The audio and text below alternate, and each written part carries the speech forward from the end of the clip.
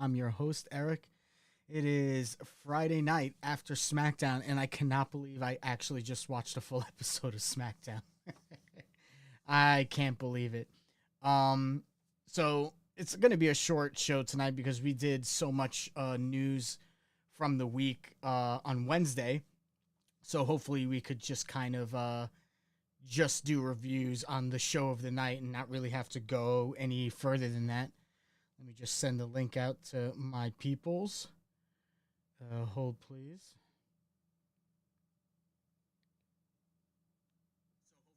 All right, almost there. Sorry, y'all.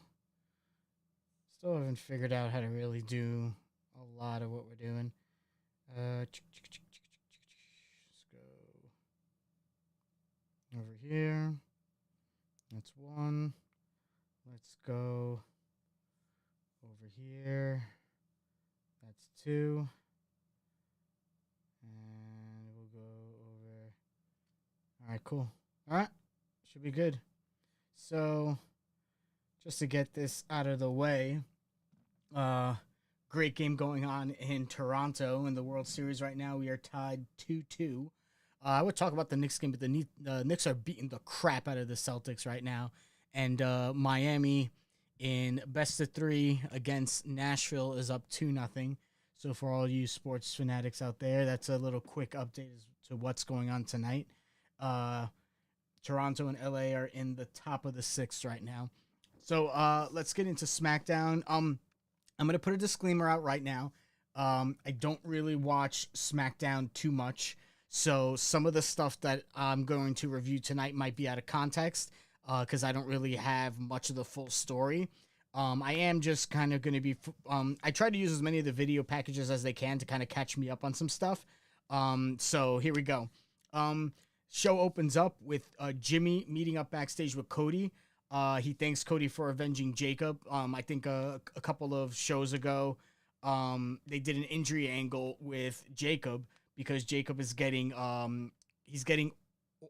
surgery done on his mouth, and he's going to be out for the foreseeable future, unfortunately. So I think he was definitely in the mix for some type of title shot. So I think last week Cody jumped Drew, beat the crap out of him, and pretty much Cody thanked Jimmy for avenging. Jimmy thanked Cody for avenging Jacob, and then he mentions what's going on with Jey Uso, and he kind of like glossed over the question. So there's definitely some tension going on with the Usos. I'll probably be able to get more context of it when I do a review of Raw on Monday. So Cody comes to the ring with his long ass entrance. I got to say this. I got to get this out of the way. And I know it's been done to death, but like that neck tattoo, man. I mean, like, especially if you want to go to Hollywood, like that's such a pain in the ass for these makeup artists to always cover it up. You know what I mean? I just think it was a bad idea, and I think someone should have had the balls to tell him it was a bad idea. And I'm pretty sure when him and Brandy get into fights, she definitely uses that against him. So, Cody takes the mic, he does his, what do you want to talk about thing. And pretty much Drew comes out from the crowd and interrupts him. Pretty much like mocks and berates Cody. The story is that like, the story they're really trying to tell is that Cody is just too emotional and he's playing into Drew's hands and he's making all these stupid decisions. And that's pretty much like the ebb and flow of Cody. Like he's just he wears his heart on his sleeve. He's an emotional character.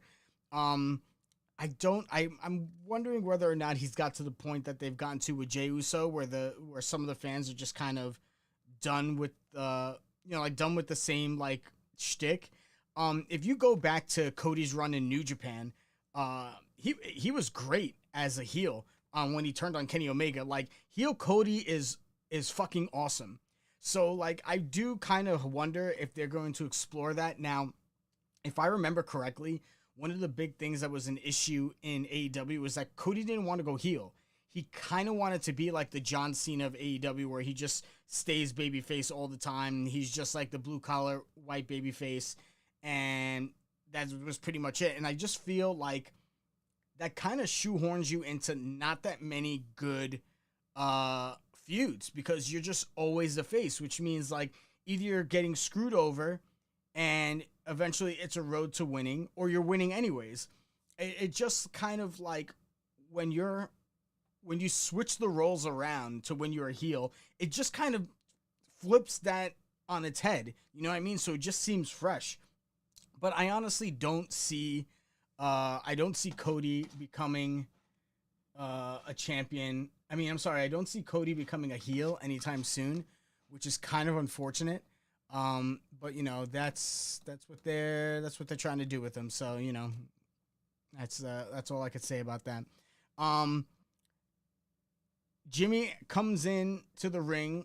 Jimmy comes out from the crowd while Drew is going on his rant, beats the shit out of him to start, you know, because he wants to get revenge from Jacob. And, yeah, so that kind of sets up a backstage segment. While Drew is pleading his case to Nick Aldis, Jimmy jumps him again, and that sets up pretty much another backstage segment where Aldis gives Jimmy a match that he wants, which is a no DQ match, which ends up being set up for the main event for SmackDown. First match of the night, JD Mateo, I think it's JD Mateo, and Tama Tonga versus Rey Fenix and Shinsuke Nakamura. I want to get this out of the way first. I miss the Guerrillas of Destiny. I thought they were a great tag team. I know a lot of people don't really share that opinion, but I thought they were a great tag team in New Japan. I love their theme music. I thought it was freaking awesome. And I just kind of feel like they just started stacking all these Samoans together into one group. And now they're all split up. So it's like NWO and NWO Wolfpack.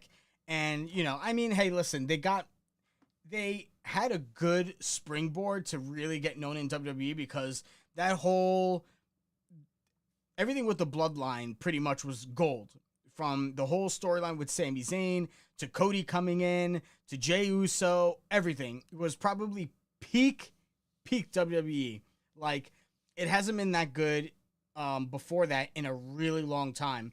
And to be honest, it hasn't been that good since. Like, that was really it set a high ceiling, you know, and it really set the bar high to really like come after, to really do better than that.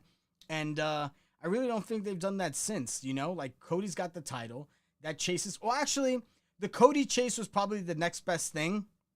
That came immediately after the Bloodline, and you know, Cody saying that you know, the whole Bloodline was going to collapse and Roman was going to lose his family, which basically happened. And then they start to recreate the Bloodline for them to really not do anything with the Bloodline after that. So I think the Usos should go back to being a tag team. I think them being on their own. I think Jay's shtick is kind of overplayed, and Jimmy's kind of lost. You know, I feel like when you break up a tag team, there's always a Shawn Michaels and then there's a Marty Jannetty.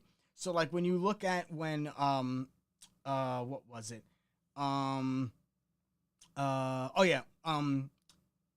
United Empire, which was Kyle Fletcher and Mark Davis. When Mark Davis went down, Kyle Fletcher shot up to the moon. What was another one that I was gonna say? I had it on the tip of my tongue.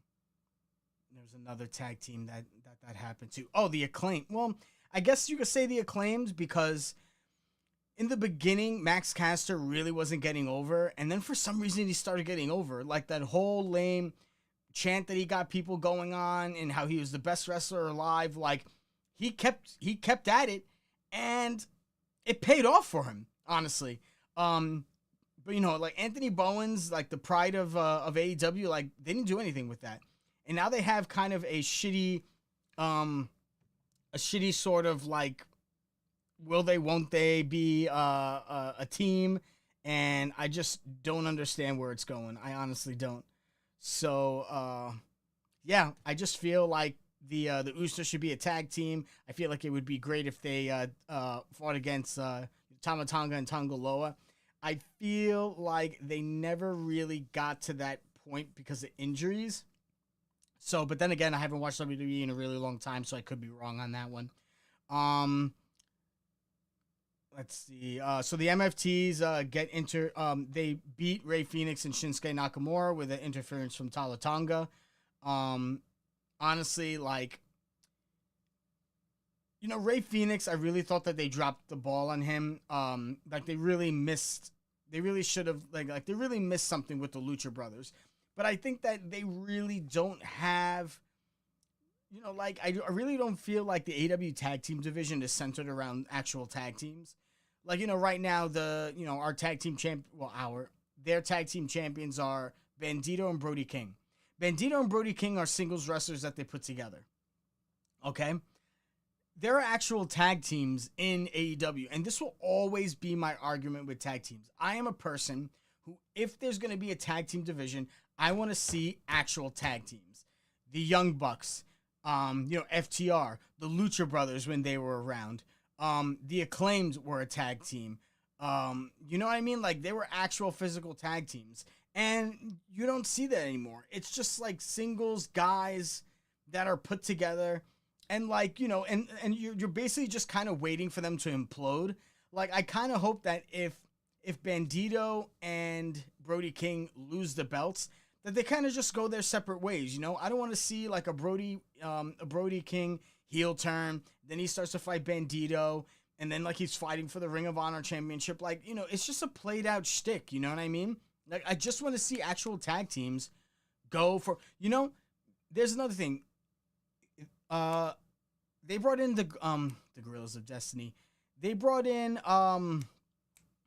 grizzled young veterans and didn't do anything with them. Like, they put them in Ring of Honor. Like, it's just, I want to see actual tag teams, and I feel like with the WWE actually having actual tag teams, like, they should do something with it. But it's the same thing in every promotion. Like, tag team wrestling just doesn't get a lot of love. They don't really book tag team wrestling the same way as they do singles wrestling. And it's kind of a shame. I really think that they're missing a really great division that would really put together any show. There's a backstage segment with Julia and Chelsea Green. It seems like they're really not giving Julia many speaking segments, but I think it's because like her English really isn't that good. She could speak Japanese and she could speak Italian, but she really can't speak English that well. I know that they have Stephanie Vakir speaking a lot. Like, her English is a lot better, so she tends to have a lot more speaking segments. And I feel like the more she speaks English in her segments, and this is about Stephanie Vakir, the better she's going to be. It all comes with practice.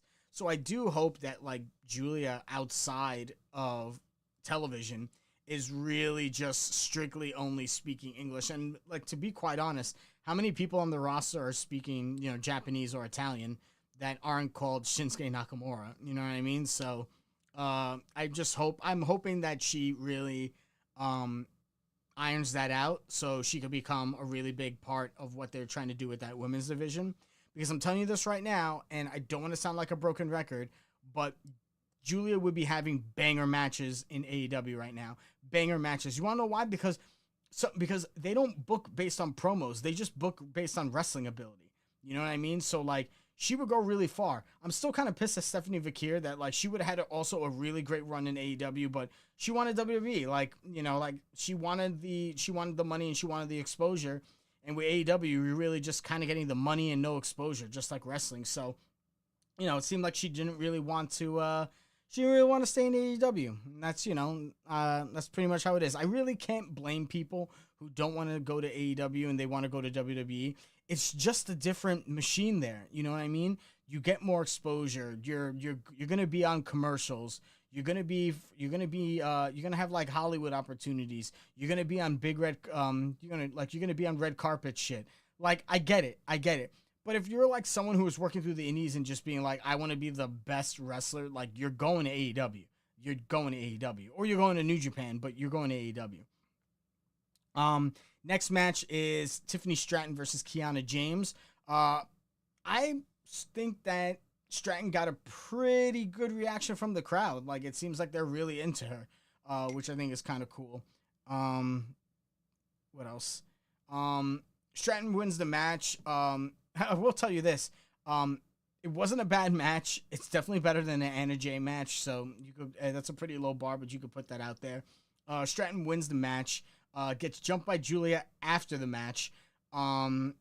and then Jade Cargill comes in for the save, but then she kind of goes the heel turn and beats the crap out of Tiffany. So I really could see that match being, Tiffany selling for the majority of the match, and then she does a big comeback at the end and beats Jade. Jade can't wrestle long matches. Her, like, the majority of her run in AEW was not her wrestling, it was her squashing people. And then when they actually took the title off of her and she had to start wrestling people, she got fucking exposed. That's pretty much like right now. I think I'm not surprised that she went to WWE, because she wants to be like a superstar. She didn't want to be like a wrestling star, but it was just easier to break in on television with AEW than it is on WWE. So a lot of people use AEW as a springboard. And again, I don't think she wrestles that very well. I don't want her in AEW anyways. Like, she's just better fit for WWE. But it looks like they are going to fight for the title at Saturday night's main event. They did a video recap on Dragunov winning the U.S. title from Sami Zayn, and then the beatdown afterwards by the MFTs. Sami and Dragunov meet backstage. Sami congratulates Dragunov, and he pretty much tells him about the long history of the U.S. title. Like, the U.S. title, and this is, I think, is a great gimmick. The U.S. title has always been the open challenge title, and I really feel like every single U.S. champ should do open challenges. I have seen storylines where, like, when heels have the title, that they don't want to do, open challenges, which I guess is fine. I feel like that should be the only. If baby faces want to do open challenges, okay. But I would really like to see an arrogant heel who thinks that he could beat everybody, or a mischievous heel who pretty much cheats at every match continues to do the open challenge. I feel like that would be a nice change of pace. Well, we'll see. So, Dragunov puts out the open challenge, and it's Aleister Black that comes out. This was the match of the night. It was a really hard-hitting match. It was great wrestling. I do think that AEW really did fumble Malachi Black, but depending on who you talk to, Malachi Black might have fumbled AEW. There were some people saying that he wasn't going to sell for anybody. He didn't want to lose. So, depending on who you believe, I guess it wasn't a good relationship. I honestly guess it just wasn't a good relationship, but he's a hell of a wrestler. I loved him in NXT. I really wish he got more exposure in AEW, because he's a fantastic wrestler and he could have had a lot of banger matches. Instead he debuted and fucking lost to Cody, which I thought was ridiculous. And I was there when he lost to Cody. I was there at Grand Slam in Queens. So that was just tragic. Absolutely tragic. So great hard-hitting match. You had Zelina interfering, when she could. She gets kicked out of the ring after interfering with, I think it was an H-bomb. But after she got kicked out, Damian Priest comes out, who's been having a feud with Aleister Black, and he got distracted enough to get killed by the Torpedo Moscow for the win. It was a great match. The end of that segment was Priest beating the absolute crap out of Aleister Black. Selena jumps on his back and starts gouging at the eye that got injured with this feud with Aleister Black. So it looks like this is not over. Aleister Black escapes through the crowd, and that was pretty much the end of that. Then that leads to a video recap where The Miz gets beat up by Carmelo Hayes as kind of like a receipt, because The Miz was shitting on the idea of an open challenge to Sami Zayn. So Melo says he's not gonna go and shit on The Miz. He's an accomplished wrestler. He said that he crossed the line when The Miz put his hands on him, and now said The Miz and Melo are even, and he wants to feel the support of the crowd and wants to return being him. He gets interrupted by Kit Wilson, and Melo issues a challenge to Kit for a match next week. Then you see Ilya Dragunov backstage. He gets confronted by Fraxium. Axiom challenges Dragunov, but they get interrupted by DIY. Axiom calls Gargano scared, and basically that might end up being another match coming down the line with Fraxium versus DIY. Immediately after that, you had Alexa Bliss and Charlotte Flair backstage responding to Bayley's challenge on Raw. And Nia Jax interrupts and basically says she's waiting for the tag team to implode with Betrayal. and like she's just waiting for someone to show their true colors. Listen, they started the tag team with them not liking each other. Then it led to them liking one another. Then it's led to them having great matches and beating people. We all know how this is going to end. The question is, who turns on who? This is what I'm saying about tag teams with singles wrestlers. It's the same shtick all the time. They just don't go their separate ways. Someone betrays somebody else. I would love to just see a different story when it comes to these tag teams. Like, I honestly don't see that many, wow. My friend Nicole might actually have called this Miami, Nashville match right down the middle. Right down the fucking middle. She predicted it was going to be 3-1, and it actually was 3-1. And it's in stoppage time, so it's pretty much going to end being 3-1. So Bliss and Nia Jax are set for next week because Nia was talking shit to Bliss. And as Saturday night's main event, it's going to be Jade Cargill versus Tiffany Stratton. Main event was the no DQ match between Jimmy Uso and Drew McIntyre. I feel like it was a no DQ match because it kind of hides the fact that Jimmy's a mid wrestler. Like, I've never really seen any fantastic matches from single star Jimmy Uso. Like I said, he was the Marty Jannetty of the Uso group. Like, someone was going to fall flat and it ended up being Jimmy Uso. Like, I don't know what to say. I thought it was pretty funny. Like, number one, this is my pet peeve. I fucking can't stand the "We Want Tables" chant. Like, what is it with tables? I'm a "We Want Ladders" chant. A ladders thing is great because you could jump off and do something high onto a table. I want the ladder so the table could be involved. Because otherwise, you just have a regular table. It really doesn't do much. And those shits really don't break a lot. You know, those shits don't break a lot anyways. It's really more like, you know, when they break, when someone's dropping like 7 feet tall off the ladder. So, Drew ends up winning the match because no way in fuck was he losing to Jimmy Uso. He takes the chair, he puts the chair around Jimmy's neck and starts to choke him out. Then Cody comes out for the save. He fights off Drew. Then he goes back to check in on Jimmy. And then while he's checking in on Jimmy, he gets hit with the Claymore and Cody gets laid out.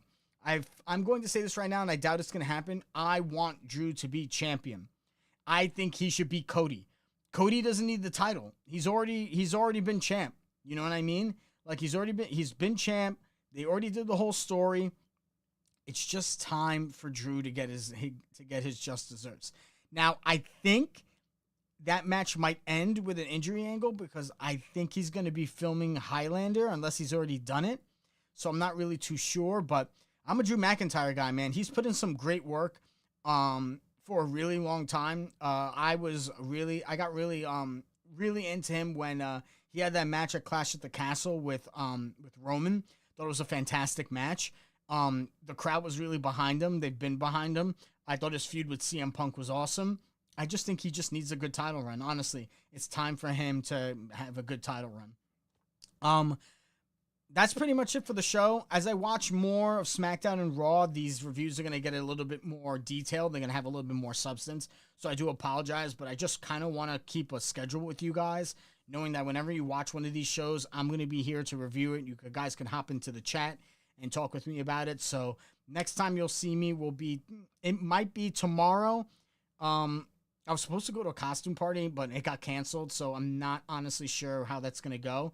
But because other plans might happen. But if those plans fall through, I will be here tomorrow night after Collision to talk with you guys about the show. So thank you all for tuning in, and I will see you next